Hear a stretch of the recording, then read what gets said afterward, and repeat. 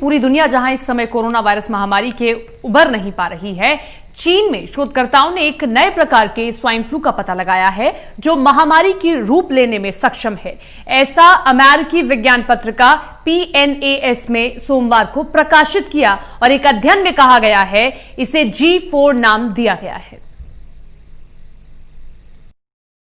एक और तो पिछले 6 महीने से दुनिया कोरोना वायरस से बुरी तरह से प्रभावित है। दुनिया भर में 1 करोड़ से भी ज्यादा केस सामने आ चुके हैं। ये वायरस चीन से ही दुनिया में फैला, ऐसा कई एक्सपर्ट्स का दावा है। और अब उसी देश में एक और बीमारी पनप रही है। दरअसल शोधकर्ताओं को चीन में एक नया स्वाइन फ्लू मिला है जो कोरोना वायरस महामारी को और बढ़ाने का काम कर सकता है। अध्ययन में पता चला है कि नया स्वाइन फ्लू G4 इंसानों को तेजी और गंभीरता से संक्रमित कर सकता है, यानी बहुत तेजी से इंसानों के बीच महामारी का रूप ले सकता है।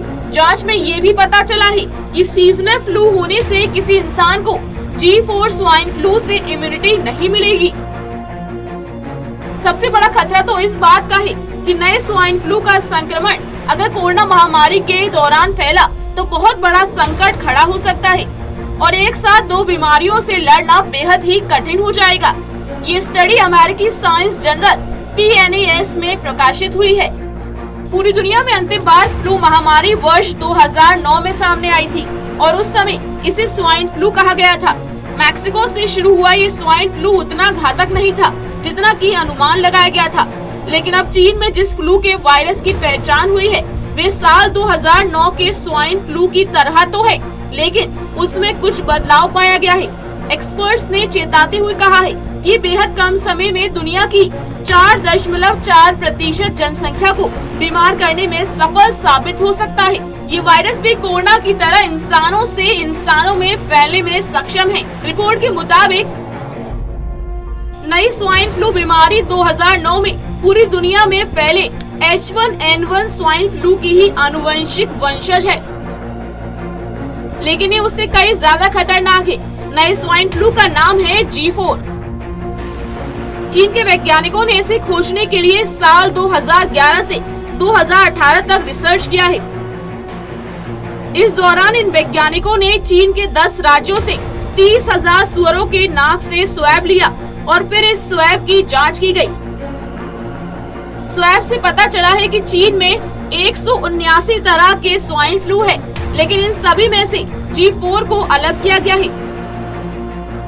ज्यादातर सुअरों में G4 स्वाइन फ्लू मिला है जो साल 2016 के बाद से सुअरों में पनप रहा है।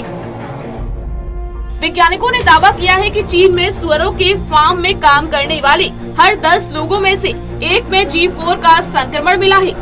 230 लोगों पर इस वायरस का टेस्ट किया गया, उसमें से करीब 4.4% लोग G4 से ग्रसित पाए गए। ये वायरस सुअरों से इंसानों में तो पहुंच चुका है, लेकिन अभी तक इस बात के सबूत नहीं मिले हैं कि ये इंसानों से इंसानों में फैल रहा है या फिर नहीं। चीनी वैज्ञानिकों का कहना है कि अगर G4 इंसानों से इंसानों में फैलने लगा तो ये महामारी और खतरनाक हो जाएगी।